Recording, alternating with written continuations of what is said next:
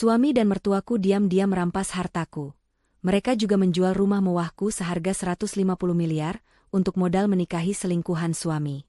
Mereka tak tahu aku sudah mempersiapkan kejutan tak terduga. Sebelum ceritanya dimulai, silahkan tulis di kolom komentar dari daerah mana saja teman-teman yang menonton cerita ini. Jangan lupa like dan subscribe agar channel ini bisa semakin berkembang dan bisa mempersembahkan cerita yang lebih menarik lagi.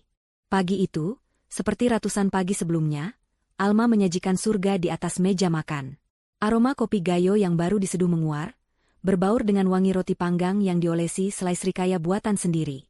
Di rumah megah peninggalan orang tuanya, sebuah istana modern yang ditaksir bernilai 150 miliar, Alma memainkan perannya sebagai istri yang sempurna. Ia meletakkan secangkir kopi di hadapan Rendra, suaminya, dengan senyum yang tak pernah pudar. Senyum yang selama setahun terakhir terasa lebih seperti topeng yang kian berat. "Terima kasih, mahkotaku," ujar Rendra, menyentuh lembut pipi Alma. Kata-katanya manis, semanis madu, namun matanya tidak lagi memancarkan kehangatan yang sama seperti di awal pernikahan mereka. Ada kilat aneh di sana, kilat yang terlalu cepat berlalu untuk bisa Alma pahami sepenuhnya. Di seberang meja, Ibu Wati, ibu mertuanya, menyeruput tehnya dengan gerakan anggun yang dibuat-buat. "Alma, kamu ini memang menantu idaman. Rajin, penurut, dan selalu tahu cara melayani suami. Ibu bangga sekali padamu," katanya. Kalimat itu meluncur mulus, tetapi selalu ada jeda sebelum kalimat lanjutannya yang berbisa.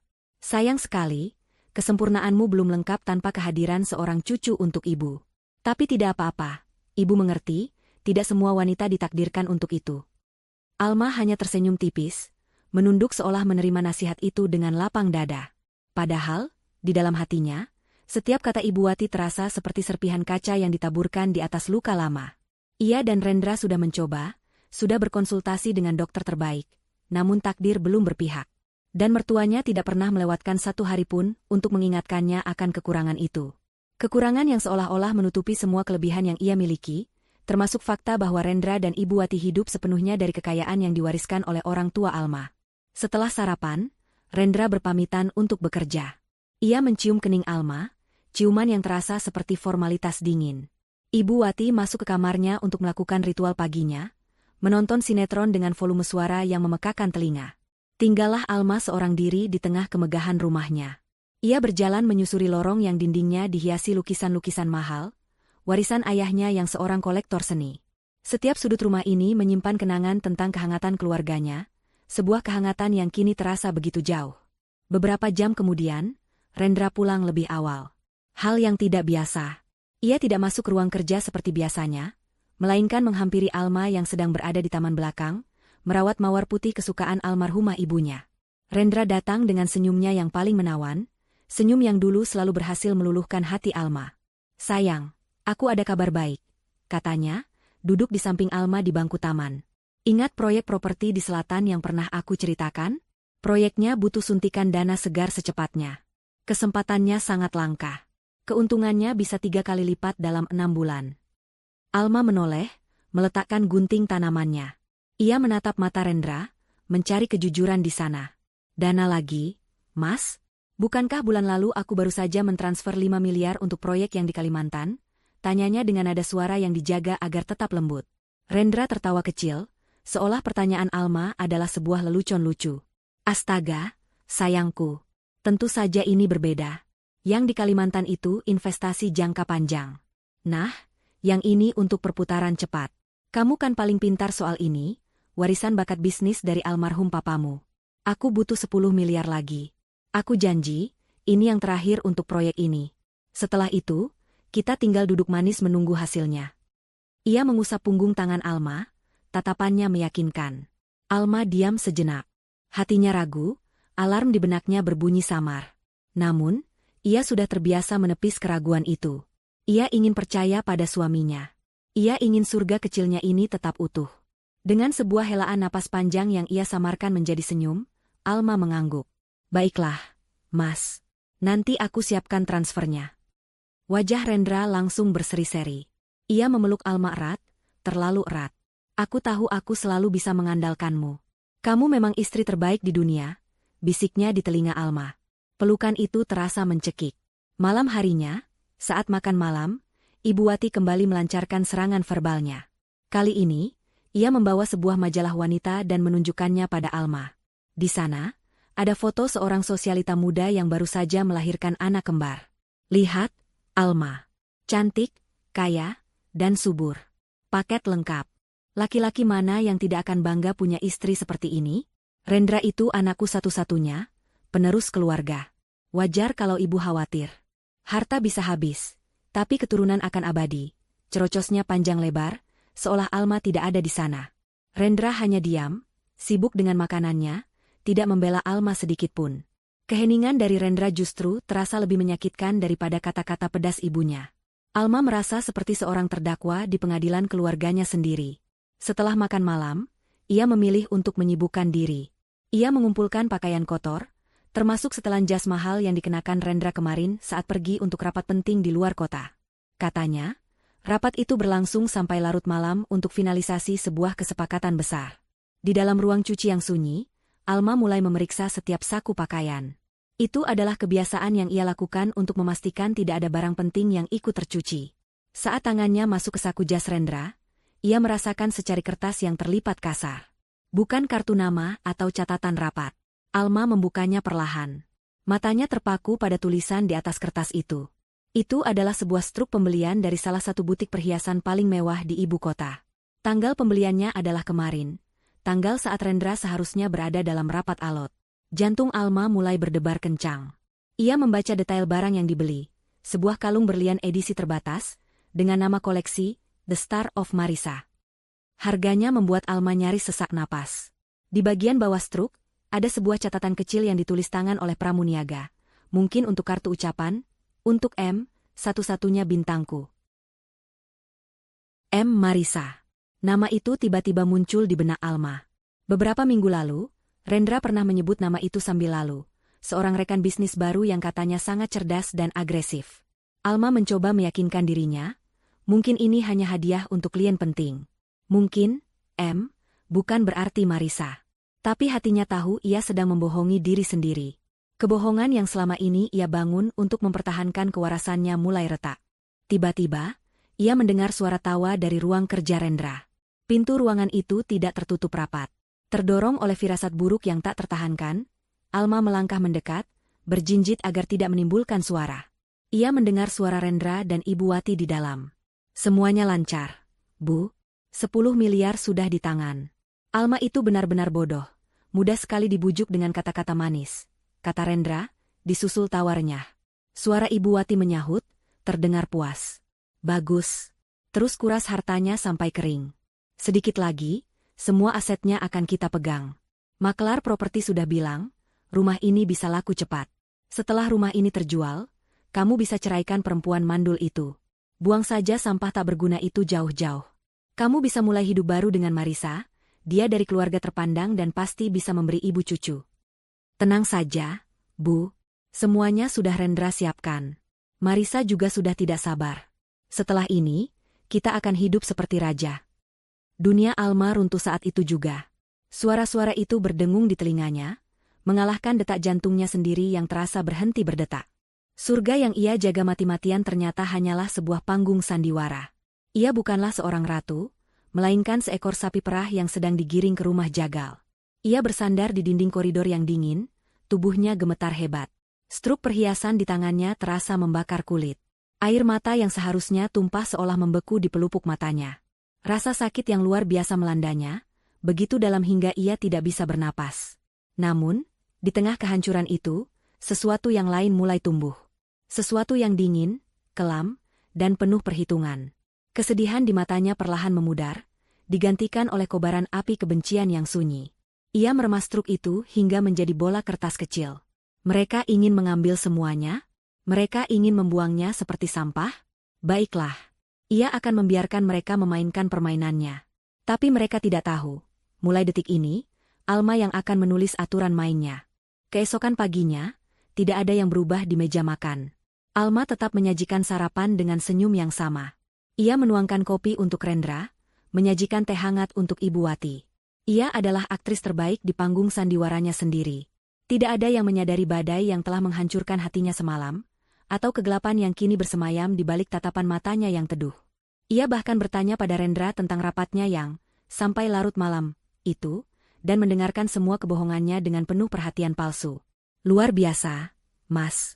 Aku bangga sekali padamu," ujarnya, sambil menyuapkan sepotong roti ke mulutnya sendiri untuk menahan rasa mual. Rendra dan Ibu Wati saling bertukar pandang sekilas. Sebuah pandangan penuh kemenangan yang mereka pikir tidak Alma sadari. Mereka melihatnya sebagai wanita naif yang sama seperti hari kemarin, tidak tahu bahwa wanita di hadapan mereka telah mati dan terlahir kembali dalam satu malam. Segera setelah Rendra berangkat kerja dan Ibu Wati pergi untuk arisan bersama teman-teman sosialitanya, Alma bergerak. Rumah besar itu kini menjadi markasnya. Langkah pertamanya adalah pergi ke ruang kerja ayahnya, sebuah ruangan yang jarang ia masuki karena penuh kenangan. Ruangan itu kedap suara, tempat ayahnya dulu membuat keputusan-keputusan bisnis penting. Alma mengeluarkan sebuah ponsel baru dari dalam tasnya, ponsel yang ia beli tunai beberapa bulan lalu hanya karena firasat. Tidak ada yang tahu tentang keberadaan ponsel ini. Dengan tangan yang kini tidak lagi gemetar, ia menekan sebuah nomor dari ingatannya. Telepon berdering 2 kali sebelum diangkat. "Halo?" Terdengar suara berat dan berwibawa di seberang sana. "Paman Hanum, ini Alma," kata Alma, suaranya terdengar serak. Hening sejenak. Pak Hanum adalah pengacara kepercayaan ayahnya. Seorang sahabat lama yang sudah ia anggap seperti keluarga. "Alma, ada apa, Nak?" Suaramu terdengar aneh. "Paman, aku butuh bantuanmu," lanjut Alma, suaranya kini lebih mantap. "Mereka mau mengambil semuanya." Tidak perlu penjelasan lebih lanjut. Pak Hanum langsung mengerti gawatnya situasi. "Jangan bicara apa-apa lagi di telepon. Aku akan ke rumahmu sore ini. Katakan pada semua orang aku datang untuk membahas dokumen yayasan almarhum ayahmu." "Mengerti?" "Aku mengerti, Paman. Terima kasih." Sore itu, mobil Pak Hanum yang elegan berhenti di depan rumah. Alma menyambutnya di pintu dengan wajah yang sengaja ia buat sedikit murung, seolah sedang bernostalgia membahas urusan orang tua. Ibu Wati, yang sudah pulang, hanya melirik sekilas dengan tatapan meremehkan sebelum kembali fokus pada televisinya. Ia menganggap kedatangan Pak Hanum hanya urusan membosankan yang tidak ada hubungannya dengan rencananya. Di dalam ruang kerja ayahnya, pintu terkunci rapat. Alma menceritakan semuanya. Ia meletakkan struk perhiasan itu di atas meja, lalu menceritakan percakapan yang ia dengar semalam. Wajah Pak Hanum yang biasanya tenang berubah menjadi keras. Tangannya terkepal di atas meja. "Kurang ajar. Beraninya mereka melakukan ini pada putri sahabatku," geramnya. Ia menatap Alma dengan tatapan prihatin sekaligus bangga. "Ayahmu akan sangat bangga melihat ketegaranmu, Alma. Sekarang, katakan padaku, apa yang ingin kamu lakukan? Kita bisa menuntut mereka, tapi prosesnya akan panjang dan menyakitkan." Alma menggeleng pelan. Matanya menatap lurus ke arah Pak Hanum, memancarkan keteguhan yang mengejutkan. "Tidak, Paman. Kalau hanya menuntut, mereka mungkin bisa lolos. Mereka akan menyewa pengacara hebat, memutarbalikkan fakta. Aku tidak mau itu. Aku mau mereka merasakan apa yang aku rasakan. Aku mau mereka kehilangan segalanya, seperti mereka berencana membuatku kehilangan segalanya. Aku mau mereka masuk ke dalam perangkap yang mereka gali sendiri." Pak Hanum menatapnya lama, melihat bayangan sahabatnya, seorang ahli strategi yang ulung, dalam diri gadis muda di hadapannya. Ia tersenyum tipis. "Baiklah. Kita tidak akan bertahan. Kita akan menyerang. Aku punya rencana." Rencana itu pun mulai disusun. Sebuah rencana yang rumit, berisiko, namun jika berhasil, akan sangat memuaskan. Langkah pertama adalah yang paling krusial, mengamankan semua dokumen asli. Malam itu, saat Rendra dan Ibu Wati sudah tertidur lelap, Alma membuka brankas utama di balik lukisan orang tuanya di ruang keluarga. Jantungnya berdebar kencang, bukan karena takut, tapi karena adrenalin. Di dalamnya, tersimpan semua bukti kekayaannya, sertifikat asli rumah, surat kepemilikan saham di berbagai perusahaan, bukti deposito, dan surat berharga lainnya. Ia mengambil semuanya, memasukkannya ke dalam sebuah tas besar, dan meninggalkan brankas itu dalam keadaan kosong. Keesokan harinya, dengan alasan pergi ke salon, Alma mengendarai mobilnya sendiri ke sebuah bank di pusat kota. Di sana, ia menyewa sebuah kotak deposit aman, Safe Deposit Box, atas namanya sendiri, menggunakan identitas yang tidak terhubung dengan Rendra. Ia memasukkan semua dokumen asli itu ke dalamnya. Saat pintu baja tebal itu tertutup dan terkunci, Alma merasa beban berat terangkat dari pundaknya. Asetnya kini aman. Langkah kedua adalah membuat duplikat. Pak Hanum memiliki koneksi dengan seorang ahli pemalsuan dokumen terbaik, seseorang yang biasanya bekerja untuk intelijen negara. Prosesnya memakan waktu beberapa minggu dan biaya yang tidak sedikit, tapi hasilnya sempurna. Setiap detail, mulai dari tekstur kertas, tanda air, hingga tanda tangan pejabat, semuanya identik dengan aslinya. Tidak akan ada yang bisa membedakannya dengan mata telanjang. Selama minggu-minggu itu, Alma terus memainkan perannya. Ia menjadi lebih perhatian pada Rendra, lebih patuh pada Ibu Wati. Ia bahkan, secara tidak sengaja, meninggalkan beberapa majalah properti di meja kopi, seolah ia juga tertarik untuk menjual rumah dan pindah ke tempat yang lebih kecil. Hal ini membuat Rendra dan Ibu Wati semakin yakin bahwa rencana mereka berjalan mulus. Pak Hanum juga memberikan Alma beberapa alat canggih berukuran mikro. Sebuah alat perekam suara seukuran kancing baju kini terpasang di bawah meja kerja Rendra, tempat favoritnya untuk berdiskusi dengan sang ibu. Sebuah kamera tersembunyi beresolusi tinggi juga ia letakkan di pot bunga yang menghadap ke ruang tamu. Ia kini memiliki mata dan telinga di setiap sudut rumahnya sendiri. Akhirnya, hari yang ditunggu-tunggu pun tiba. Dokumen-dokumen palsu itu sudah ada di tangan Alma. Ia meletakkannya kembali di dalam brankas yang kosong, membuatnya seolah tidak pernah disentuh. Malam itu, Rendra menghampirinya di kamar dengan wajah yang dibuat seserius mungkin. Namun matanya tak bisa menyembunyikan kilau keserakahan. Ia membawakan Alma segelas teh hangat kesukaannya. Sayang, mulainya dengan lembut. Ada sedikit masalah administrasi. Pemerintah sedang mengadakan program pemeriksaan pajak properti besar-besaran. Aku butuh sertifikat rumah kita yang asli, hanya untuk diperlihatkan pada petugas dan dicocokkan datanya. Setelah itu langsung aku kembalikan. Urusannya agak ribet, jadi biar aku saja yang tangani. Kebohongan yang begitu lancar. Alma hampir tertawa. Ia menatap lekat-lekat mata suaminya, mencari sisa-sisa cinta yang mungkin masih ada di sana, dan tidak menemukan apapun. Yang ada hanyalah ambisi dan tipu daya. Rasa sakit yang tajam sempat menusuk hatinya, sebuah duka untuk pernikahan yang telah mati. Namun, ia segera menepisnya. Wajahnya memasang ekspresi khawatir yang dibuat-buat. Oh, begitu ya, Mas? Tentu saja, akan aku ambilkan. Sebentar. Ia berjalan menuju ruang keluarga, menuju brankas di balik lukisan orang tuanya. Ia sengaja memutar kombinasi dengan sedikit lambat, membangun ketegangan. Ia membuka pintu brankas dan mengambil amplop coklat tebal berisi sertifikat rumah palsu itu. Ia kembali ke kamar, di mana Rendra sudah menunggunya dengan tidak sabar. Alma menyerahkan amplop itu ke tangan Rendra. Ini, Mas. Tolong dijaga baik-baik ya. Itu kenangan terakhir dari Papa dan Mama. Ucapannya terdengar tulus, penuh kepasrahan. Rendra mengambilnya dengan cepat, tangannya sedikit gemetar karena kegirangan. Ia tersenyum lebar, senyum kemenangan. Tentu, sayang, kamu tenang saja. Semuanya aman di tanganku. Apapun untukmu. Rendra tidak tahu, saat tangannya menggenggam sertifikat palsu itu, ia tidak sedang memegang kunci menuju kekayaan. Ia sedang memegang tiket sekali jalan menuju kehancurannya sendiri. Dan Alma, sambil tersenyum manis, dalam hati bersumpah akan memastikan perjalanan suaminya menuju neraka akan sangat berkesan. Begitu pintu kamar tertutup di belakang Alma, Rendra langsung membuka amplop coklat itu dengan kasar. Jari-jarinya gemetar karena antisipasi. Di hadapannya, terhampar sertifikat hak milik atas nama Alma, lengkap dengan stempel dan tanda tangan yang terlihat absolut dan tak terbantahkan. Ia tertawa, sebuah tawa serak yang penuh kemenangan. Ia mengangkat kertas itu tinggi-tinggi, seolah sedang mengangkat sebuah piala. Lihat, Bu. Sudah di tangan kita.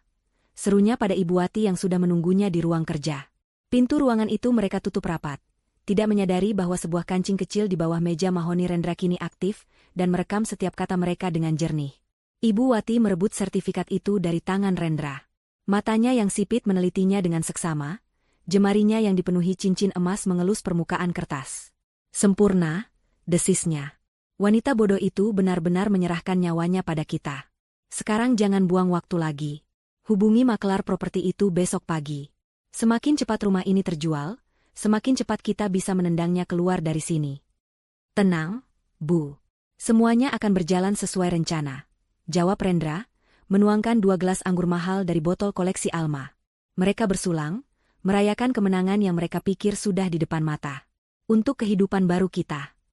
Keesokan harinya, Rendra menghubungi Pak Sanjaya, seorang maklar properti kelas atas yang terkenal bisa menjual aset-aset fantastis dengan cepat. Saya mau rumah ini terjual dalam sebulan, kata Rendra di telepon, nadanya arogan. Tidak perlu banyak iklan. Cari pembeli pribadi yang serius. Saya tidak mau ada orang asing yang mondar-mandir di rumah saya. Tentu saja, akan ada komisi ekstra untuk Anda jika kesepakatan bisa ditutup dengan cepat dan rapi. Pak Sanjaya, yang mencium aroma transaksi besar, segera menyanggupi. Sementara itu, Rendra merasa sudah waktunya untuk membawa Marisa lebih jauh ke dalam lingkarannya. Ia tidak lagi menyembunyikan hubungan mereka di balik kedok bisnis. Ia mulai mengajak Marisa makan malam di restoran paling eksklusif, tempat para elit kota berkumpul. Ia memperkenalkan Marisa kepada rekan-rekannya sebagai mitra istimewa, sebuah sebutan ambigu yang dipahami semua orang. Ibu Wati pun ikut ambil bagian. Ia sering menemani Rendra dan Marisa, memamerkan calon menantu barunya yang cantik dan berasal dari keluarga berada. Marisa, di sisi lain, memainkan perannya dengan cemerlang. Ia muda, ambisius, dan matanya berbinar setiap kali Rendra membelikannya hadiah mewah atau membicarakan masa depan mereka. Ia percaya sepenuhnya bahwa ia adalah rekan Rendra dalam menyingkirkan Alma. Ia tidak pernah berpikir bahwa dalam kamus Rendra dan Ibu Wati, seorang rekan hanyalah alat yang bisa dibuang setelah tidak lagi berguna. Ia terlalu silau oleh janji kekayaan, hingga tidak melihat bahwa dirinya adalah domba berikutnya yang akan dikuliti. Di tengah semua itu, Alma bergerak dalam senyap. Ia menghubungi Pak Hanum, yang kemudian merekomendasikan seorang penyelidik swasta terbaik di kota itu, seorang pria bernama Leo. Pertemuan mereka dilakukan di sebuah kafe kecil yang tidak mencolok di pinggir kota. Alma memberikan instruksi yang jelas. Saya mau semua bukti. Setiap pertemuan Rendra dan Marisa, setiap transaksi yang ia lakukan menggunakan kartu kredit saya, setiap kali mereka masuk ke hotel. Saya mau foto, video, rekaman, apa saja yang bisa Anda dapatkan. Saya ingin bukti yang tidak akan bisa mereka sangkal di depan pengadilan manapun. Leo, seorang pria pendiam dengan mata yang tajam, hanya mengangguk. Serahkan pada saya, Bu. Saya akan berikan apa yang Anda butuhkan. Dan ia benar-benar melakukannya. Dalam seminggu, laporan pertama datang dalam sebuah flash disk yang dienkripsi. Alma membukanya di laptop aman di ruang kerja ayahnya. Jantungnya berdebar, bukan karena cemburu, melainkan karena amarah yang dingin. Di layar, ia melihat foto-foto suaminya sedang mencium Marisa di lobi sebuah hotel butik. Ada salinan tagihan kartu kredit yang menunjukkan puluhan juta rupiah dihabiskan untuk tas bermerek dan gaun desainer, semuanya untuk Marisa.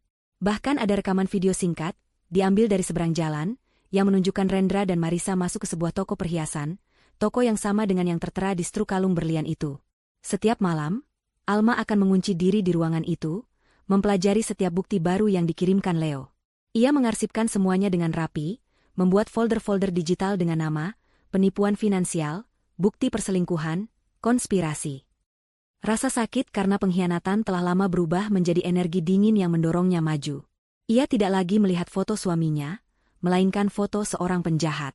Ia tidak lagi melihat foto Marisa sebagai seorang perusak rumah tangga, melainkan sebagai seorang kaki tangan kriminal. Setelah cukup bukti terkumpul, saatnya bagi Alma dan Pak Hanum untuk melempar umpan. Melalui sebuah perusahaan cangkang yang terdaftar di Singapura, Pak Hanum menghubungi Pak Sanjaya. Ia memperkenalkan diri sebagai perwakilan dari seorang Taipan Hong Kong yang ingin berekspansi ke Indonesia, dan sedang mencari properti ikonik untuk dijadikan tempat tinggal sekaligus kantor pusat regional. Taipan ini, kata Pak Hanum, sangat menghargai privasi dan tidak suka publisitas. Pak Sanjaya, yang portofolionya penuh dengan properti mewah, langsung teringat pada rumah Rendra. Ia mengirimkan detail, foto, dan tur virtual properti itu. Respon dari perwakilan Taipan itu datang dengan cepat. Klien saya sangat tertarik, tulis Pak Hanum dalam email balasannya. Lokasinya sempurna, desainnya megah. Klien saya tidak merasa perlu untuk melakukan kunjungan langsung. Kami percaya pada reputasi Anda. Kami bersedia membayar sesuai harga yang diminta, 150 miliar rupiah. Pak Sanjaya nyaris melompat dari kursinya. Selama puluhan tahun karirnya, ia belum pernah menemukan pembeli seserius dan semudah ini. Ia segera menelepon Rendra, suaranya terdengar bersemangat. Pak Rendra, saya punya berita luar biasa. Ada pembeli. Sangat serius. Dari Hong Kong, seorang Taipan besar. Dia bahkan tidak mau menawar, langsung setuju dengan harga 150 miliar. Di ruang kerja, Rendra mengepalkan tangannya di udara. Ibu Wati, yang ikut mendengarkan lewat speaker ponsel, memekik kegirangan. Ini lebih cepat dari yang mereka bayangkan. Jauh lebih mudah. Kapan mereka mau transaksi? Tanya Rendra, mencoba mengendalikan suaranya agar tidak terdengar terlalu bersemangat. Secepatnya, Pak. Mereka hanya punya satu syarat. Mereka ingin semua pembayaran dilakukan dalam satu kali transfer saat penandatanganan akta jual beli. Dan mereka ingin menggunakan notaris mereka sendiri untuk memastikan semuanya berjalan lancar dan rahasia. Apakah Bapak setuju? Menggunakan notaris sendiri? Rendra berpikir sejenak. Itu sedikit tidak biasa, tapi mungkin begitulah cara para Taipan bekerja. Mereka punya tim sendiri untuk melindungi kepentingan mereka. Lagi pula, apa bedanya? Yang penting uangnya masuk. Keserakahannya mengalahkan kehati-hatiannya. Setuju. Tentu saja saya setuju.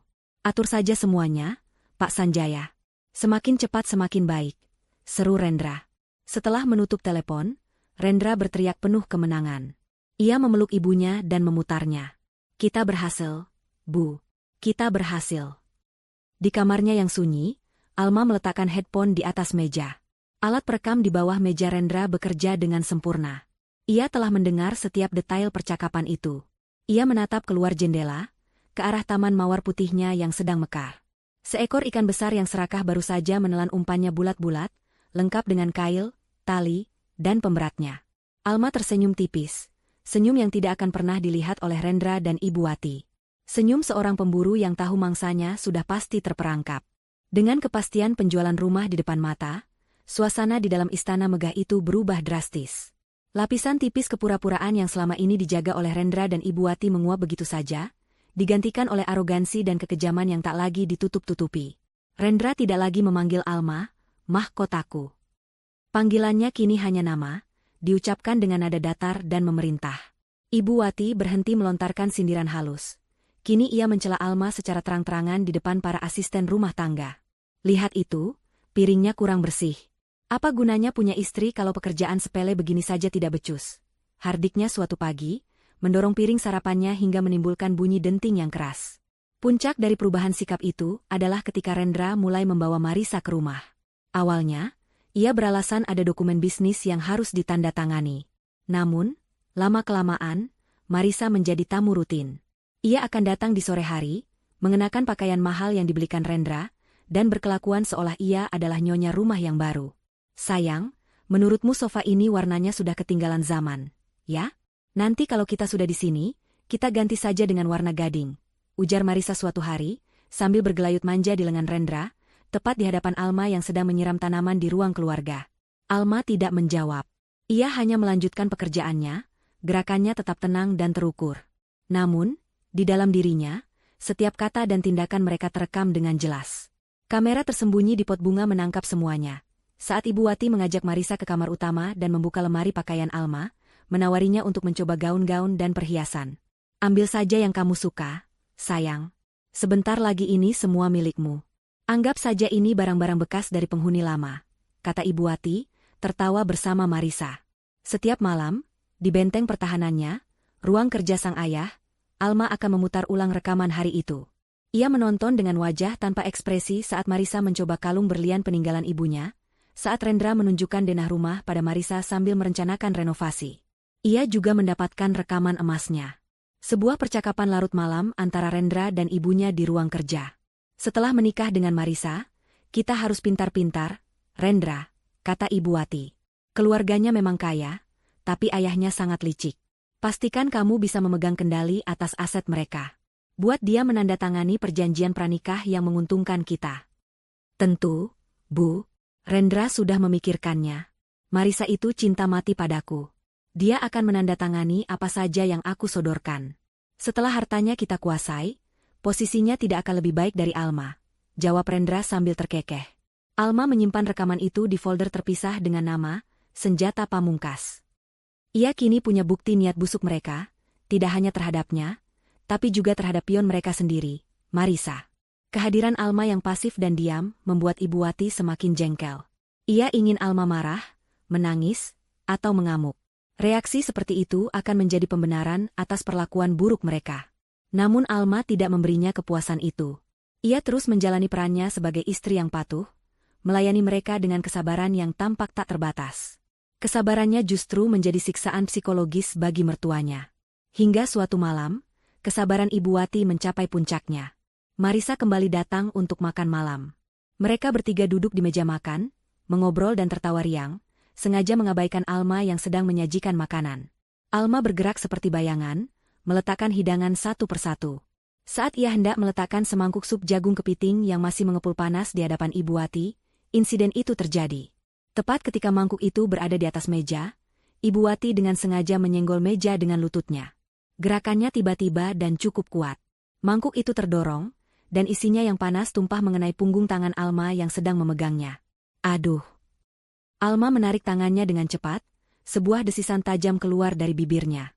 Kulitnya langsung memerah, terasa perih dan terbakar. Beberapa tetes sup juga mengenai taplak meja yang mahal. Marisa terkesiap kaget, menutup mulutnya. Rendra hanya melirik sekilas ke arah tangan Alma, lalu kembali fokus pada makanannya seolah tidak terjadi apa-apa. Namun, reaksi Ibu Wati adalah yang paling keji. Wajahnya tidak menunjukkan rasa bersalah sedikitpun. Sebaliknya, ia menatap Alma dengan tatapan marah. Ya ampun, Alma, kamu ini kenapa ceroboh sekali? Sih, lihat perbuatanmu. Taplak meja mahal ini jadi kotor. Cepat bersihkan. Jangan hanya berdiri di situ mengadu seperti anak kecil. Bentaknya dengan suara melengking. Dunia seolah berhenti berputar sejenak. Para asisten rumah tangga yang melihat kejadian itu dari dapur hanya bisa menunduk takut. Alma berdiri mematung, rasa perih di tangannya seolah menjalar ke seluruh tubuhnya, hingga ke hatinya. Ia menatap kulitnya yang mulai melepuh. Lalu, ia mengangkat kepalanya perlahan. Matanya yang biasanya teduh kini, menatap lurus ke arah tiga orang di meja makan. Ia menatap wajah Ibu Wati yang penuh kemenangan. Ia menatap Rendra yang acuh tak acuh. Ia menatap Marisa yang tersenyum gugup namun sinis. Di mata mereka, ia tidak melihat penyesalan, hanya penghinaan. Tidak ada air mata. Tidak ada teriakan. Alma tidak mengatakan sepatah kata pun. Ia hanya berbalik, berjalan dengan langkah yang sangat tenang menuju dapur. Semua mata mengikutinya. Ia menyalakan keran dan mengalirkan air dingin ke atas punggung tangannya yang terbakar. Gerakannya terkendali, nyaris seperti robot. Rasa sakit fisik itu tidak ada apa-apanya dibandingkan dengan rasa sakit di dalam dirinya. Rasa sakit yang kini telah berubah menjadi kekuatan yang mengerikan. Ia mematikan keran dan mengeringkan tangannya dengan lembut. Ia kemudian menatap pantulan dirinya di kaca jendela dapur yang gelap. Wajah yang menatap balik bukanlah lagi wajah Alma yang lembut dan penurut. Wajah itu adalah wajah seorang ratu yang kerajaannya telah dihancurkan, seorang pejuang yang telah dipaksa mengangkat senjata. Matanya menyala dengan api yang dingin. Api balas dendam. Ini yang terakhir, bisiknya pada bayangannya sendiri, suaranya nyaris tak terdengar. Pesta perpisahan kalian akan segera dimulai. 3 hari setelah insiden sup panas, Alma turun untuk sarapan dengan aura yang berbeda. Luka bakar di tangannya telah diobati dan dibalut perban tipis, sebuah pengingat permanen akan kekejaman yang ia terima. Namun, tidak ada lagi jejak kesedihan di wajahnya. Ia tampak segar, matanya berbinar dengan energi yang aneh, dan senyumnya, meskipun masih lembut, kini memiliki ketajaman yang tersembunyi. Mas, Ibu, sapanya dengan suara yang ceria. Aku punya ide. Rendra dan Ibu Wati, yang sedang asyik membahas rencana liburan mewah mereka setelah uang penjualan rumah cair, menoleh dengan malas. Mereka tidak tertarik pada ide apapun dari wanita yang sebentar lagi akan mereka usir.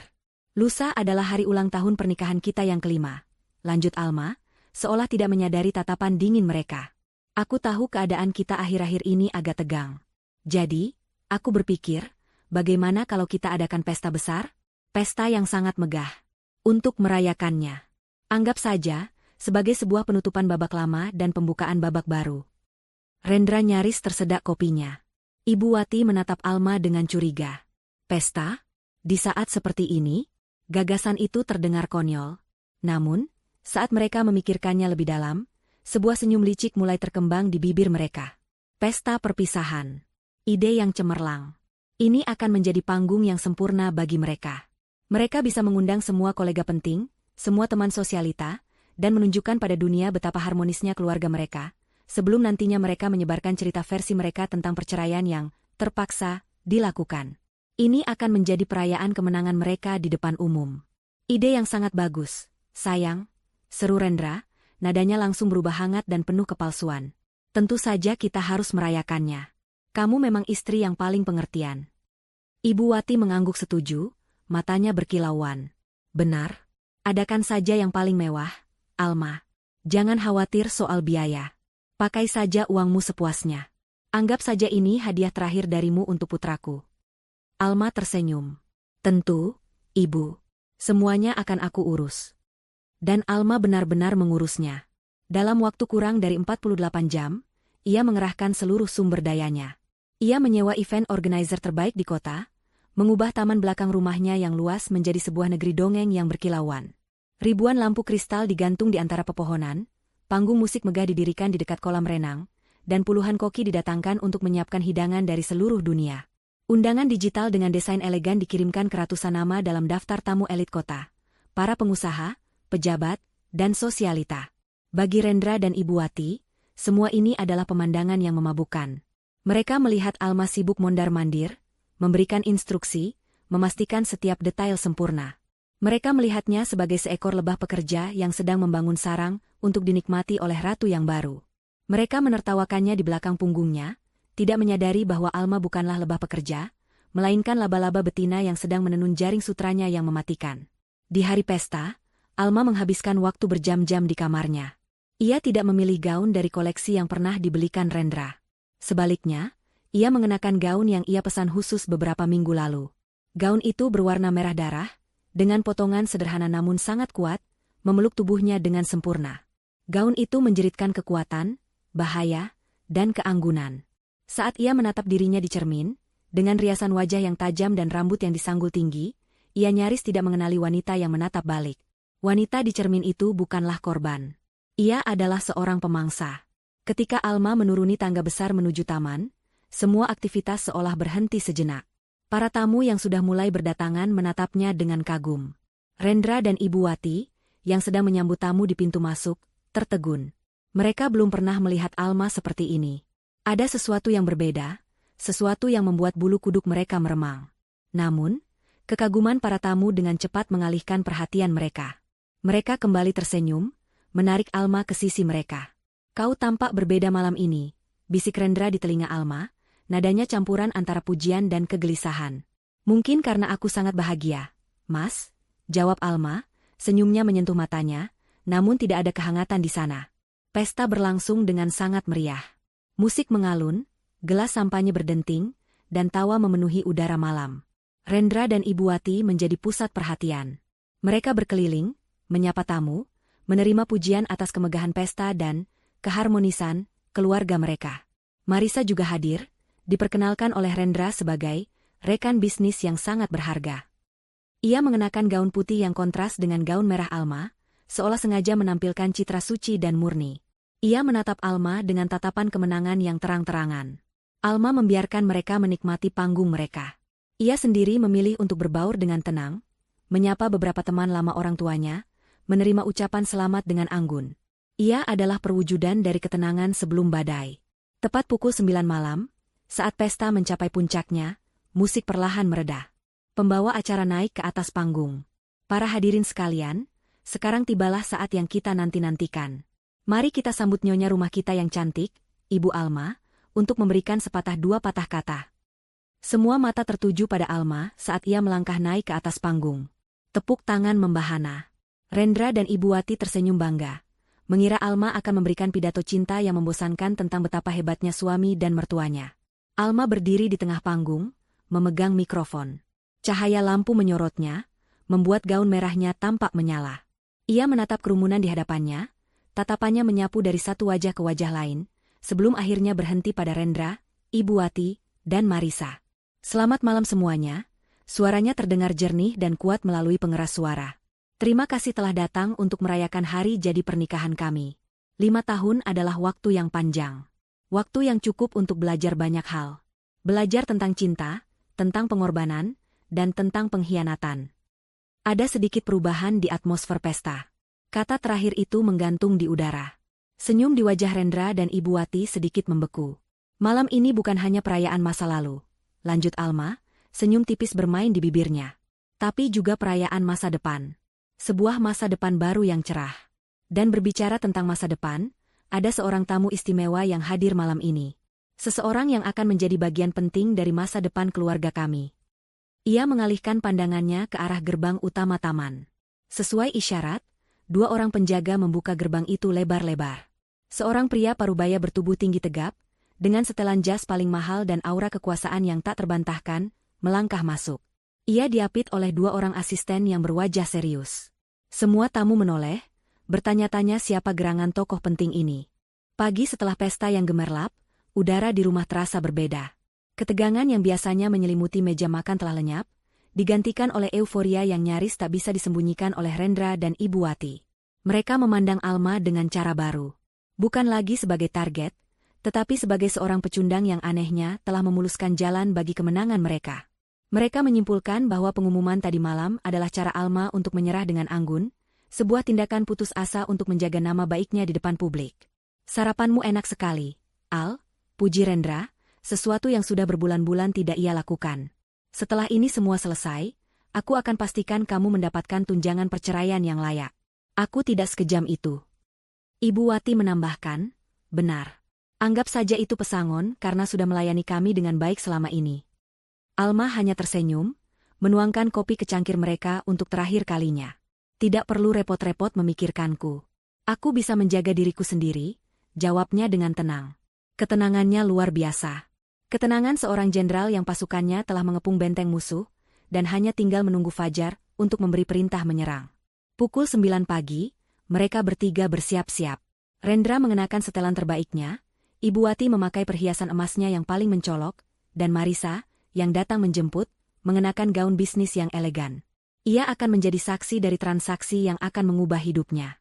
Mereka bertiga tampak seperti keluarga bahagia yang akan pergi ke sebuah acara penting. "Kamu tidak ikut, Al?" tanya Rendra basa-basi, sambil mengambil tas berisi dokumen palsu yang telah disiapkan Alma. "Tidak, Mas. Urusan seperti ini lebih baik kalian yang tangani. Aku akan mulai membereskan beberapa barangku di sini," jawab Alma. Jawaban itu adalah musik di telinga mereka. Mereka tertawa saat mobil mewah Marisa melaju meninggalkan halaman rumah, membayangkan Alma sedang menangis sambil memasukkan pakaiannya ke dalam koper. Mereka tidak tahu bahwa Alma sama sekali tidak menyentuh barang-barangnya. Sebaliknya, ia duduk dengan tenang di ruang kerja ayahnya, di depan sebuah layar monitor besar. Di tangannya ada sebuah ponsel. Ia menekan satu tombol, dan di layar muncul siaran langsung dari beberapa kamera tersembunyi. Pertunjukan akan segera dimulai. Perjalanan menuju kantor notaris dipenuhi dengan tawa dan rencana masa depan. Mereka akan keliling Eropa, membeli apartemen mewah di pusat kota, dan menginvestasikan sisa uangnya. Mereka bahkan sudah mulai mendiskusikan di mana akan membuang perabotan lama milik Alma. Kantor notaris yang ditunjuk oleh Bapak Adijaya terletak di sebuah gedung pencakar langit paling prestisius. Lobi marmernya berkilauan, dan resepsionisnya menyambut mereka dengan sangat profesional. Setiap detail dirancang untuk meneriakan kemewahan, kekuasaan, dan yang terpenting, keabsahan. Keraguan terakhir yang mungkin ada di benak Rendra menguap seketika. Mereka diantar ke sebuah ruang rapat di lantai tertinggi. Ruangan itu berdinding kaca, menyajikan pemandangan kota yang spektakuler. Bapak Adijaya sudah menunggu di sana, duduk di kepala meja konferensi yang panjang, didampingi oleh 2 orang pria berpenampilan seperti pengacara. Seorang wanita parubaya yang rapi, yang diperkenalkan sebagai notaris, Ibu Ratna, tersenyum ramah pada mereka. Seluruh tim ini, tentu saja, adalah para profesional yang disewa oleh Pak Hanum, aktor-aktor ulung dalam drama hukum ini. "Selamat pagi, Pak Rendra, Ibu Wati," sapa Bapak Adijaya, dengan suara beratnya. "Mari kita selesaikan ini dengan cepat."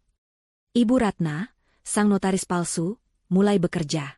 Ia menyajikan tumpukan dokumen yang sangat tebal di hadapan Rendra dan Ibu Wati. "Ini adalah akta jual beli standar untuk transaksi properti bernilai tinggi," jelasnya dengan cepat, suaranya monoton dan penuh istilah hukum. Klausulnya mencakup verifikasi kepemilikan, pernyataan bebas sengketa, mekanisme pembayaran, dan pasal-pasal standar lainnya. Mohon untuk menandatangani di setiap halaman yang telah ditandai. Rendra mencoba membaca halaman pertama, namun matanya langsung kabur melihat kalimat-kalimat panjang yang rumit. Keserakahannya dan ketidaksabarannya mengambil alih. "Toh, ini notaris pilihan Taipan besar, pasti semuanya sudah benar."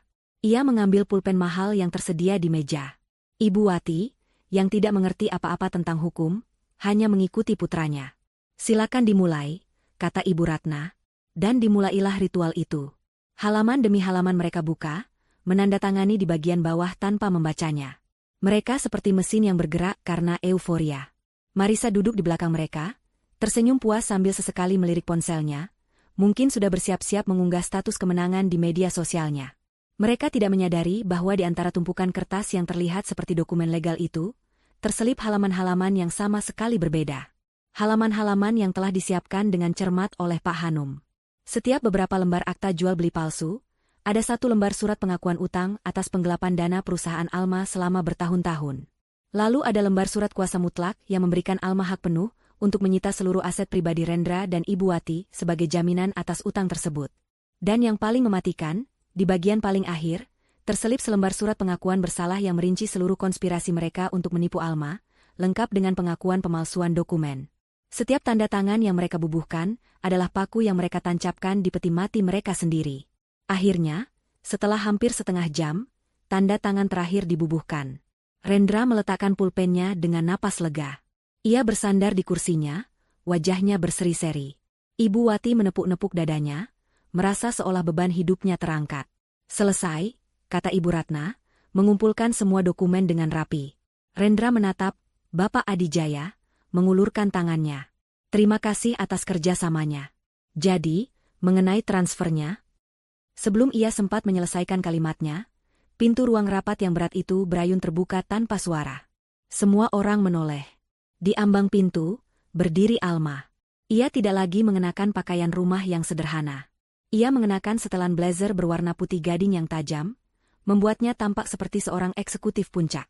Wajahnya tenang, namun matanya memancarkan kekuatan yang dingin. Di belakangnya, berdiri Pak Hanum yang sebenarnya, memegang sebuah map kulit, dan diapit oleh dua orang pria berbadan tegap dengan wajah yang tidak ramah. Keheningan total menyelimuti ruangan. Senyum membeku di wajah Rendra, Ibu Wati, dan Marisa. Mereka menatap Alma seolah melihat hantu. Alma, apa yang kamu lakukan di sini? Gagap Rendra, berdiri dari kursinya. Alma melangkah masuk, sepatunya berketuk pelan di lantai marmer. Ia berjalan melewati meja dan berhenti di kepala meja yang berlawanan, menatap lurus ke arah suami dan ibu mertuanya. Ia mengabaikan Marisa sepenuhnya. Ia tersenyum, senyum pertama yang benar-benar tulus yang ia tunjukkan pada mereka dalam berbulan-bulan. Namun, senyum itu tidak membawa kehangatan. Senyum itu adalah senyum seorang pemenang. Selamat, katanya, suaranya bergema di ruangan yang sunyi itu. Kalian baru saja menyelesaikan transaksi terbesar dalam hidup kalian. Ia berhenti sejenak, membiarkan kata-katanya meresap. Keheningan yang mengikuti pernyataan Alma begitu pekat, seolah menyedot semua udara dari dalam ruangan. Wajah Rendra melewati serangkaian ekspresi dalam hitungan detik. Dari syok total, menjadi kebingungan, lalu berakhir pada tawa. Tawa yang sumbang dan penuh kepanikan. Lelucon. Ini pasti lelucon, kan? Katanya, menatap berkeliling seolah mencari seseorang untuk mendukungnya. Alma, hentikan drama ini. Ini tidak lucu sama sekali. Ibu Wati, setelah berhasil menemukan kembali suaranya, memekik dengan nada tinggi. Anak tidak tahu diuntung. Kau pikir kau siapa bisa menjebak kami seperti ini? Lancang. Setelah semua yang kami berikan padamu, ini balasanmu? Ia menunjuk wajah Alma dengan jari gemetar, matanya membelalak karena marah dan tidak percaya. Alma tidak bergeming. Ia membiarkan mereka mengeluarkan kepanikan mereka. Kemudian, Pak Hanum melangkah maju dengan tenang, berdiri di samping Alma. Ia membuka map kulit di tangannya. Tidak ada lelucon di sini, Pak Rendra, ujar Pak Hanum dengan suara yang datar namun berbobot. Semua yang baru saja Anda dan Ibu Anda tanda tangani, memiliki kekuatan hukum yang mutlak dan mengikat. Ia mengambil satu lembar dokumen dari tumpukan di atas meja, dokumen yang baru saja ditandatangani Rendra. Contohnya halaman ini. Ini bukan pasal tentang pembebasan lahan. Ini adalah surat kuasa menjual. Dengan tanda tangan ini, Anda memberikan hak penuh pada Ibu Alma untuk menjual seluruh saham atas nama Anda di 3 perusahaan berbeda, dan hasilnya masuk ke rekening beliau. Pak Hanum mengambil lembar lain. Dan yang ini, yang Anda kira lampiran pajak, adalah surat pengakuan utang. Di sini tertulis dengan jelas bahwa Anda mengakui telah menerima dana sebesar 200 miliar rupiah dari Ibu Alma untuk tujuan investasi fiktif dan berjanji akan mengembalikannya. Setiap kalimat yang diucapkan Pak Hanum adalah sebuah hantaman palu godam bagi Rendra dan Ibu Wati. Mereka menatap tumpukan dokumen itu dengan ngeri, seolah kertas-kertas itu telah berubah menjadi ular berbisa. Pria yang berperan sebagai Bapak Adijaya, dan wanita yang berperan sebagai notaris mulai mengemasi barang-barang mereka dengan tenang. Peran mereka telah usai. Kalian menipu kami. Ini ilegal. Ini penjebahan, teriak Rendra, wajahnya memerah padam. Menipu? Alma akhirnya angkat bicara lagi, suaranya terdengar geli. Apakah aku yang memintamu menandatangani dokumen tanpa membacanya? Bukankah itu keserakahanmu sendiri yang melakukannya? Kalian begitu terburu-buru ingin mendapatkan uang 150 miliar, hingga tidak peduli pada apapun. Alma kemudian memberikan isyarat dengan anggukan kepala kepada salah satu asistennya. Pria itu menekan sebuah tombol pada remote, dan sebuah layar proyektor besar turun dari langit-langit, menutupi sebagian dinding kaca. Beberapa detik kemudian, layar itu menyala. Yang pertama kali terdengar adalah suara. Suara yang sangat mereka kenal. Suara mereka sendiri, yang terekam dengan sangat jernih. Alma itu benar-benar bodoh. Mudah sekali dibujuk dengan kata-kata manis. Terdengar suara Rendra tertawa di dalam rekaman. Bagus. Terus kuras hartanya sampai kering. Setelah rumah ini terjual, kamu bisa ceraikan perempuan mandul itu. Buang saja sampah tak berguna itu jauh-jauh. Sahut suara Ibu Wati yang terdengar kejam dan penuh kemenangan. Ruangan itu senyap. Hanya suara dari rekaman yang menggema. Rendra dan Ibu Wati membeku di tempat. Wajah mereka pucat pasi seperti mayat. Mereka mendengar kata-kata busuk mereka sendiri diputar ulang, menjadi bukti tak terbantahkan dari niat jahat mereka. Layar kemudian beralih, menampilkan serangkaian foto. Foto pertama adalah Rendra dan Marisa sedang makan malam romantis, saling berpegangan tangan. Foto berikutnya, mereka berdua keluar dari sebuah butik perhiasan. Marisa tersenyum sambil memegang kotak beludru biru. Lalu, foto yang paling telak, Rendra dan Marisa berpelukan mesra saat masuk ke dalam lift sebuah hotel mewah. Marisa terkesiap, wajahnya menjadi pucat. Ia menatap Rendra, meminta penjelasan, namun Rendra terlalu syok untuk bereaksi.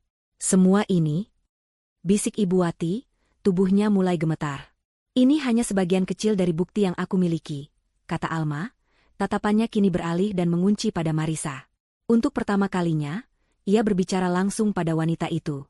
Dan kau, Marisa, ujar Alma, suaranya melembut, namun justru terdengar lebih mengancam. Kau pasti merasa sangat bangga sekarang. Berhasil merebut suami orang kaya, dan sebentar lagi akan menjadi nyonya besar di rumahku. Kau pikir kau pemenangnya, bukan? Marisa menelan ludah, tidak mampu menjawab. Ia hanya bisa menatap Alma dengan campuran rasa takut dan benci. Kau pikir kau adalah rekan konspirasinya? Lanjut Alma. Kau salah. Kau hanyalah alat selanjutnya. Sebuah batu loncatan yang lebih bodoh dari yang kau kira. Alma memberi isyarat lagi. Rekaman baru diputar. Kali ini, rekaman pembicaraan Rendra dan Ibu Wati saat merencanakan masa depan mereka setelah menikahi Marisa. Setelah menikah dengan Marisa, kita harus pintar-pintar, Rendra, terdengar suara Ibu Wati. Pastikan kamu bisa memegang kendali atas aset mereka. Tenang, Bu. Marisa itu cinta mati padaku. Dia akan menandatangani apa saja yang aku sodorkan. Setelah hartanya kita kuasai, posisinya tidak akan lebih baik dari Alma, jawab suara Rendra, diakhiri dengan tawa yang merendahkan. Itulah puncaknya. Itulah ledakan bom yang sebenarnya. Wajah Marisa berubah dari pucat menjadi merah padam karena amarah dan penghinaan yang luar biasa. Ia telah dimanfaatkan. Ia telah ditipu mentah-mentah. Seluruh impiannya tentang kemewahan dan status sosial hancur berkeping-keping, digantikan oleh kenyataan pahit bahwa ia hanyalah pion dalam permainan yang jauh lebih besar. Ia berbalik menghadap Rendra, matanya menyala-nyala. Jadi ini rencanamu? Kau hanya memanfaatkanku? Pekiknya, suaranya melengking karena histeris. Tidak. Marisa, itu tidak seperti yang kau dengar. Alma memutarbalikkan semuanya.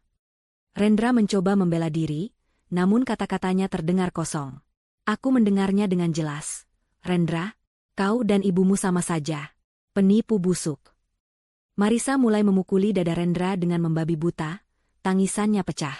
Ibu Wati, melihat situasi semakin kacau, ikut berteriak. Salahkan saja gadis jalang ini. Dia yang menggodamu, Rendra. Dia yang membuatmu lupa diri. Ruangan mewah itu kini menjadi arena pertempuran. Tuduhan dan makian beterbangan. Aliansi yang dibangun di atas pondasi keserakahan itu runtuh dalam sekejap, dan mereka kini saling mencabik satu sama lain seperti serigala yang kelaparan.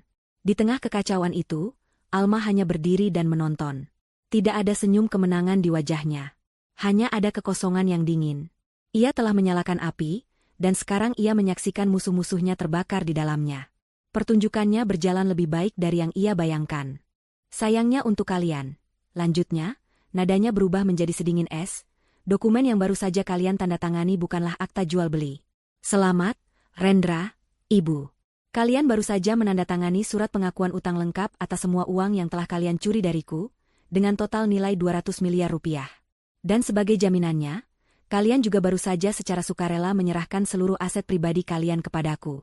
Oh, dan bagian terbaiknya, kalian juga baru saja menandatangani pengakuan dosa atas semua rencana busuk kalian. Semuanya tertulis di sana, di atas materai. Darah seolah tersedot dari wajah Rendra dan Ibu Wati. Mereka menatap tumpukan dokumen di atas meja dengan ngeri, lalu kembali menatap Alma. Di mata wanita yang selama ini mereka anggap bodoh dan lemah itu, mereka akhirnya melihat kebenaran yang mengerikan. Mereka tidak pernah berhadapan dengan seekor domba. Mereka telah membangunkan seekor naga. Perangkap itu telah terpasang dengan sempurna. Dan kini, rahang bajanya baru saja menjepit mereka tanpa ampun. Tepat ketika pertikaian antara Rendra, Ibu Wati, dan Marisa mencapai puncaknya, saat vas bunga kristal di atas meja terlempar ke lantai dan pecah berkeping-keping, pintu ruang rapat kembali terbuka. Kali ini, yang masuk bukanlah bagian dari sandiwara Alma. Yang masuk adalah 3 orang polisi berseragam, diikuti oleh seorang pria berwajah tegas yang mengenakan kemeja batik, jelas seorang detektif. Kehadiran mereka yang tiba-tiba langsung membungkam semua teriakan. Rendra berhenti mencoba menenangkan Marisa. Ibu Wati berhenti memaki. Marisa berhenti menangis. Mereka semua membeku, menatap aparat penegak hukum itu dengan tatapan ngeri. Realitas baru yang jauh lebih menakutkan kini hadir di depan mata mereka. Detektif itu berjalan ke tengah ruangan, tatapannya menyapu setiap orang sebelum berhenti pada Rendra dan Ibu Wati. "Selamat siang. Saya Detektif Rahman," katanya dengan suara tenang namun penuh wibawa. "Rendra dan Ibu Wati, Anda berdua ditahan atas dugaan melakukan konspirasi penipuan, penggelapan dana, dan pemalsuan dokumen." Pak Hanum melangkah maju dan menyerahkan sebuah hard drive kepada sang detektif. "Semua bukti awal ada di sini, Pak Detektif. Rekaman audio, video, salinan dokumen, dan surat pengakuan yang baru saja mereka tanda tangani." "Pengakuan apa?" "Kami tidak mengaku apa-apa," sergah Rendra, mencoba mengumpulkan sisa-sisa keberaniannya. "Ini jebakan. Kami dijebak oleh istri saya sendiri." Detektif Rahman tidak terpengaruh. "Anda bisa menceritakan versi cerita Anda nanti di kantor polisi," katanya datar. Ia kemudian memberi isyarat kepada anak buahnya. 2 orang polisi bergerak maju, mengeluarkan borgol dari saku mereka. "Tidak. Jangan sentuh saya. Lepaskan." Ibu Wati menjerit histeris saat seorang polisi memegang lengannya. Perhiasan emasnya bergemeletuk saat ia meronta. Citra wanita sosialita yang anggun itu lenyap seketika, digantikan oleh pemandangan seorang wanita tua yang panik dan ketakutan. Rendra juga berusaha melawan, namun tenaganya seolah hilang. Ia menatap Alma dengan putus asa. "Alma, tolong. Jangan lakukan ini. Aku mohon." Alma hanya menatapnya balik. Matanya tak menunjukkan belas kasihan sedikitpun. Baginya, pria yang memohon di hadapannya itu sudah lama mati. Bunyi, klik, dari borgol yang mengunci pergelangan tangan Rendra dan Ibu Wati terdengar begitu keras di ruangan yang kembali hening itu. Mereka digiring keluar dari kantor notaris palsu itu, melewati para karyawan yang kini menatap mereka dengan ekspresi kasihan. Momen itu adalah puncak dari penghinaan mereka. Sebuah walk of shame dari lantai tertinggi gedung pencakar langit, turun menuju mobil polisi yang menunggu di bawah. Saat mereka pergi, Marisa mencoba menyelinap keluar, namun 2 pria berbadan tegap yang datang bersama Alma menghalangi jalannya. Ia terperangkap. Ia menatap Alma dengan ketakutan. Alma dan Pak Hanu mendekatinya. "Keadaanmu tidak lebih baik dari mereka, Nona Marisa," ujar Pak Hanum dengan nada formal. "Anda secara sadar ikut serta dalam konspirasi ini. Anda bisa dijerat sebagai tersangka ketiga." Air mata kembali mengalir di pipi Marisa. Saya tidak tahu kalau akan jadi seperti ini," Rendra bilang. "Rendra bilang dia mencintaimu? Rendra bilang kalian akan hidup bahagia selamanya?" potong Alma, suaranya tajam. "Kau sudah mendengar sendiri rekamannya. Baginya, kau hanyalah mangsa berikutnya." Marisa menunduk, isak tangisnya semakin menjadi. Pak Hanu melanjutkan, "Tapi, Anda punya pilihan. Pilihan pertama, Anda diam, dan kami akan menyerahkan bukti keterlibatan Anda pada polisi. Anda akan berakhir di sel yang sama dengan mereka. Pilihan kedua, Anda bekerja sama.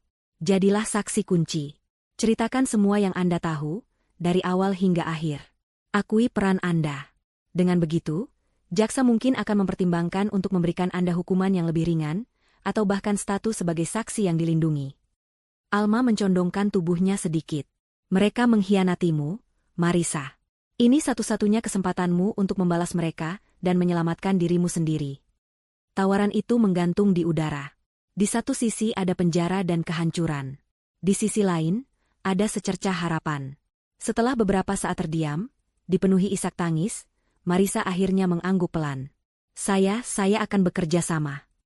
Beberapa jam kemudian, di kantor polisi, narasi kehancuran Rendra dan Ibu Wati mencapai babak final. Mereka ditempatkan di ruang interogasi yang terpisah. Di dalam ruangannya, Ibu Wati menangis terseduh-seduh di hadapan Detektif Rahman. Dihadapkan pada rekaman suaranya sendiri, ia hancur. Naluri untuk melindungi putranya lenyap, digantikan oleh naluri dasar untuk menyelamatkan diri sendiri. Itu semua salah Rendra, Pak, serunya di sela-sela tangis. Dia yang punya ide. Dia dibutakan oleh gadis jalang itu, si Marisa. Dia yang merayu saya, memanfaatkan rasa sayang saya sebagai seorang ibu. Saya ini sudah tua, Pak, saya hanya ikut saja. Saya korban di sini. Sementara itu, di ruangan sebelah, Rendra mencoba mempertahankan arogansinya, menyangkal segalanya. Sampai akhirnya, sang detektif memainkan kartu trufnya. Ibu Anda sudah mengaku. Dia bilang ini semua adalah ide Anda. Dia bilang Anda yang memanipulasinya. Wajah Rendra berubah drastis. Arogansinya retak, digantikan oleh ekspresi tidak percaya yang kemudian berubah menjadi amarah. Ibunya sendiri, wanita yang selalu ia anggap sebagai sekutu abadinya, telah mengkhianatinya. Pembohong. Wanita tua itu pembohong. Teriaknya, menggebrak meja. Dia yang meracuni pikiran saya sejak hari pertama saya menikah. Dia yang tidak pernah suka pada Alma. Dia yang bilang saya harus merebut semua harta Alma. Dia yang serakah. Bukan saya. Di ruangan ketiga, Marisa memberikan kesaksiannya dengan lancar. Dibantu oleh pengacara yang ditunjuk Pak Hanum, ia menceritakan setiap detail konspirasi itu, memposisikan dirinya sebagai korban bujuk rayu Rendra yang lihai. Malam itu, Detektif Rahman meletakkan 2 berkas berisi pengakuan di atas mejanya. Pengakuan dari seorang ibu yang menyalahkan putranya, dan pengakuan dari seorang putra yang menyalahkan ibunya. Ikatan darah dan kejahatan yang mereka anggap begitu kuat telah putus, hancur berkeping-keping di bawah tekanan hukum. Kasus ditutup, ujarnya pada rekannya sambil menggelengkan kepala. Tidak perlu kerja keras. Mereka sudah saling menghancurkan satu sama lain. Berita tentang kasus Alma menyebar seperti api. Media menjulukinya, Sang Ratu Cerdas. Sementara kisah pengkhianatan Rendra dan Ibu Wati menjadi santapan publik yang tak ada habisnya. Wajah mereka terpampang di setiap portal berita dan program gosip televisi. Para teman sosialita yang dulu selalu memuji mereka kini menghilang tanpa jejak. Menjaga jarak seolah Rendra dan Ibu Wati adalah wabah penyakit. Harta pribadi mereka, yang ternyata hanya sebagian kecil dari gaya hidup mewah yang mereka pamerkan, dibekukan oleh negara. Dalam sekejap, mereka kehilangan segalanya. Kekayaan, status sosial, dan kebebasan. Proses persidangan berjalan dengan sangat cepat. Jaksa penuntut umum memiliki segunung bukti yang tak terbantahkan. Ruang sidang selalu penuh sesak oleh wartawan dan masyarakat yang penasaran. Rendra dan Ibu Wati, yang kini didampingi oleh pengacara umum karena tak ada lagi yang mau membela mereka, tampak seperti 2 orang asing yang duduk bersebelahan.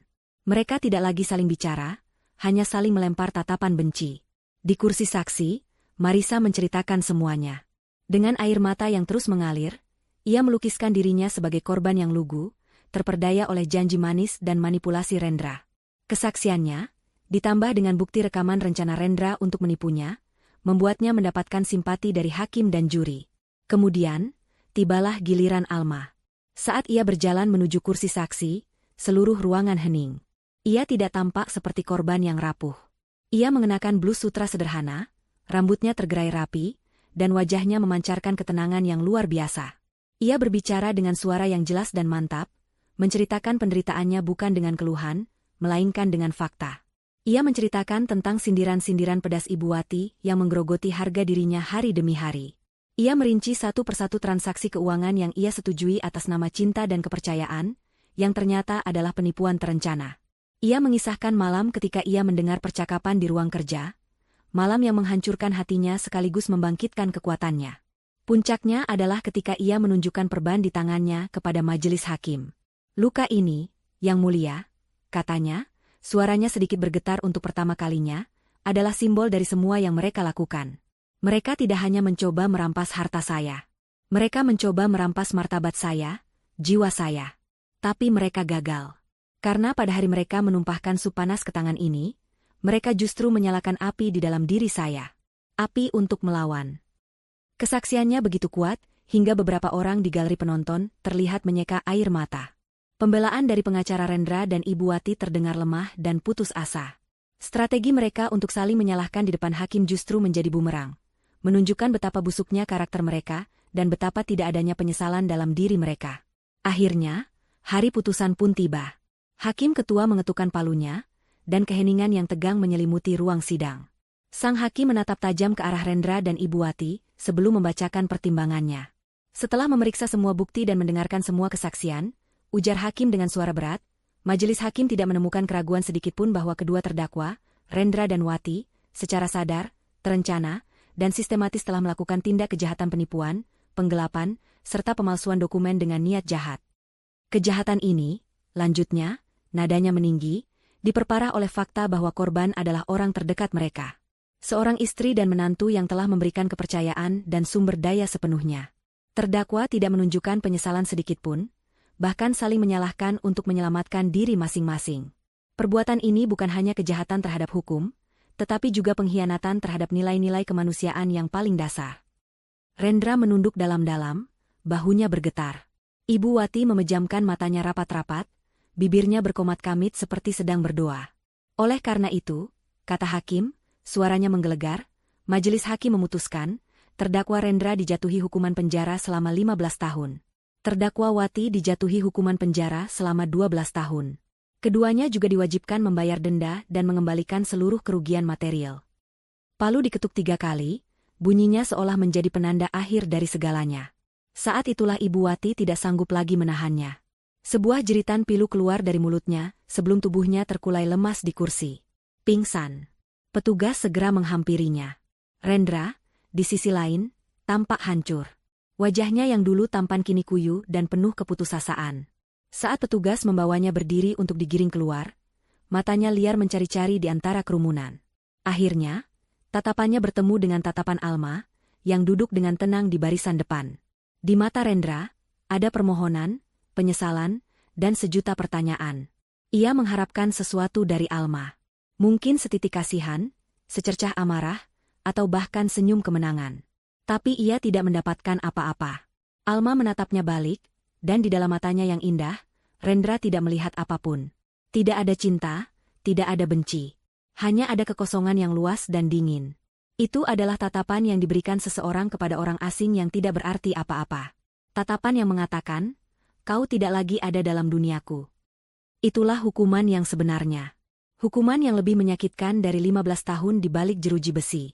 Menjadi tidak berarti bagi satu-satunya orang yang pernah ia khianati begitu dalam.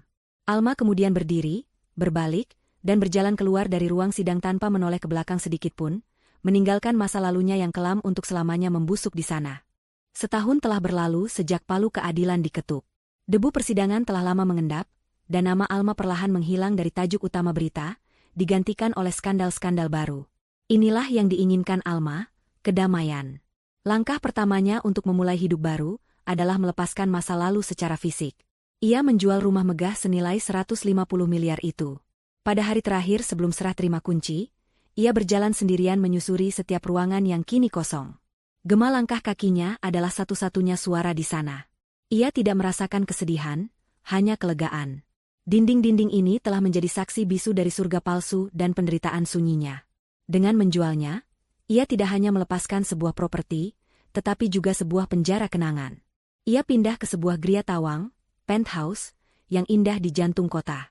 Lebih kecil dari istananya yang dulu, namun jauh lebih hangat dan lebih mencerminkan dirinya. Dari balkonnya yang luas, ia bisa melihat kerlip lampu kota yang tak pernah tidur. Sebuah pemandangan yang memberinya energi, bukan kesepian. Namun, kemenangan dan kekayaan yang ia miliki terasa hampa jika hanya untuk dinikmati sendiri. Pengalamannya telah membuka matanya terhadap penderitaan yang mungkin dialami banyak wanita lain di luar sana, yang terperangkap dalam situasi serupa namun tidak memiliki sumber daya untuk melawan.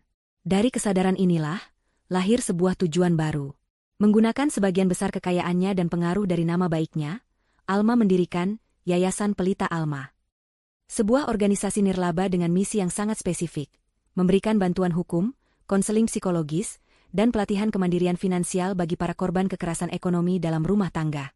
Ia ingin memastikan bahwa tidak ada lagi wanita yang merasa sendirian dan tidak berdaya seperti yang pernah ia rasakan. Alma tidak hanya menjadi pendiri di atas kertas. Ia terlibat langsung dalam kegiatan yayasan. Seringkali, ia duduk berjam-jam mendengarkan cerita para wanita yang datang mencari bantuan. Ia melihat pantulan dirinya di mata mereka yang penuh ketakutan dan keputusasaan. Namun, kini ia bisa menawarkan sesuatu yang dulu tidak ia miliki, harapan dan jalan keluar. Anda tidak sendirian, adalah kalimat yang selalu ia ucapkan, kalimat yang ia sendiri sangat ingin dengar di masa-masa tergelapnya. Ia membiayai pengacara terbaik untuk membela mereka, mengadakan lokakarya untuk mengajarkan cara mengelola keuangan, bahkan memberikan modal usaha bagi mereka yang ingin memulai dari nol. Kehidupannya kini diisi dengan hal-hal yang tulus. Ia menjalin kembali hubungan dengan sahabat-sahabat lama yang sempat ia jauhi selama pernikahannya.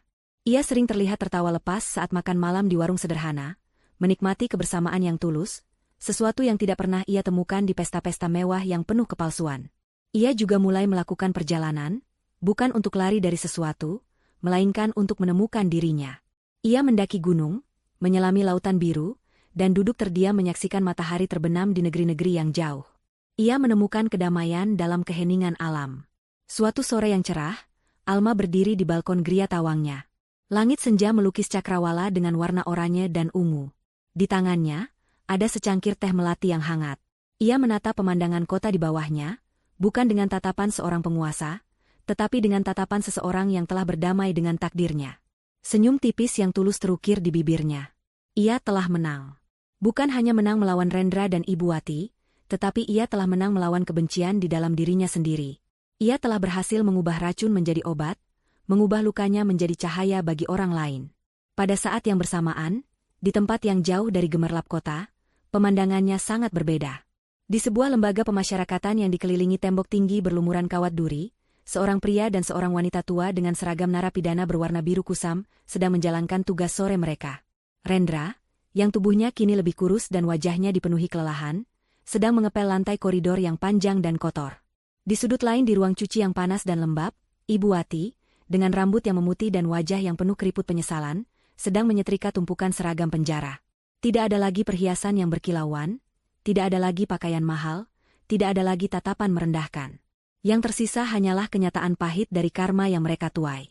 Mereka hidup dalam keheningan yang menyiksa, setiap hari dihantui oleh bayangan kejahatan dan keserakahan mereka. Layar seolah terbelah. Di satu sisi, seorang wanita yang menemukan kebahagiaan sejati dalam kebebasan dan tujuannya yang baru. Di sisi lain, dua orang yang terkurung dalam penjara fisik dan penyesalan abadi. Alma menyesap tehnya, merasakan kehangatannya mengalir di tubuhnya. Ia kemudian berbalik, melangkah masuk ke dalam apartemennya yang terang dan nyaman, meninggalkan pemandangan senja di belakang. Ia siap menyambut malam dan fajar baru yang akan datang esok hari. Ia telah menemukan surganya kembali, surga yang ia bangun sendiri di atas bara pengkhianatan, yang kini jauh lebih kuat dan lebih indah dari sebelumnya.